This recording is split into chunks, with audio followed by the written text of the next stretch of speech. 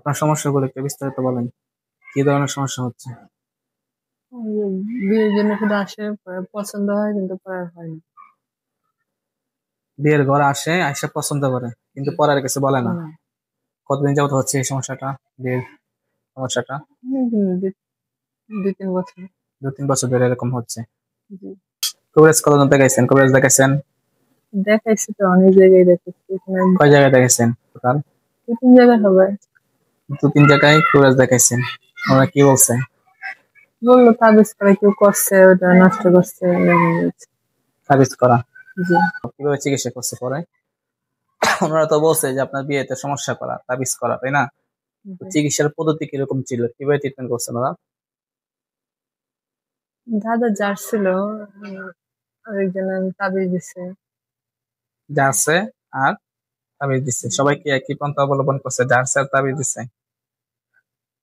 হ্যাঁ, অন্যজনের তাবিজ দিছে কিন্তু শরীর যারা যারা যারা নাই। তাবিজ উঠাইছে, একজন বলছে যে ঘর থেকে উঠাইছে। একজনে বলছে ঘর থেকে তাবিজ উঠাইছে, জি। এরপরেও কোনো সমাধান হয় নাই। হুম। বিসমিল্লাহির রহমানির রহিম। 4 বছর। 4 বছর ধরে আছো? কেউ পাঠাইছে নাকি নিজে থেকে আসো? কেউ পাঠায় নাই। তো যেহেতু রোগীর ঘরের সাথে বাড়ির সাথে স্কুল, এখান দিয়ে তো চলাফেরা করতে হয়, তাই না? রোগীর তাদের এখান দিয়ে চলাফেরা করতে হয় না, স্কুলের আশেপাশ দিয়ে, স্কুল দিয়ে চলাফেরা করতে হয় না? জি। তো যখন চলাফেরা করতেছিল তোমাদের কোনো ক্ষতি হয়েছিল, কিংবা তোমাদের কোনো ক্ষতি করেছে রোগী? না। কোনো ক্ষতি করে নাই?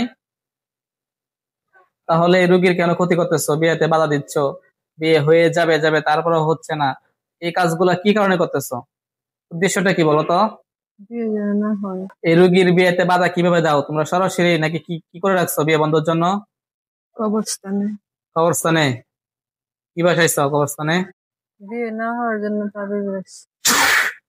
তাবিজটা উঠে গেছে না কবরস্থান থেকে? আলহামদুলিল্লাহ, পরিপূর্ণ হবে। জি। উঠছে পরিপূর্ণ হবে তাবিজটা কবর থেকে? জি। আলহামদুলিল্লাহ বলেন।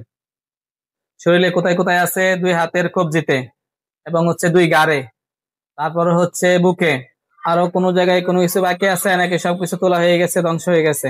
পাখি নাই। সব ধ্বংস হয়েছে? আলহামদুলিল্লাহ। জি। আলহামদুলিল্লাহ বলেন। এই 3 জন ছাড়া আরো কেউ আছে? আপনার ক্ষতি হওয়ার মতো শরীরে আরো কিছু আছে? না। বিয়েতে বাধা হওয়ার জন্য আরো কিছু আছে? না। আলহামদুলিল্লাহ বলেন। এখন তোমরা কি চাচ্ছ, এই রোগীকে ছেড়ে চিরতরে চিরজীবনের জন্য একেবারে চলে যাইবা, নাকি রোগীর সাথে থাকবা, ক্ষতি করবা?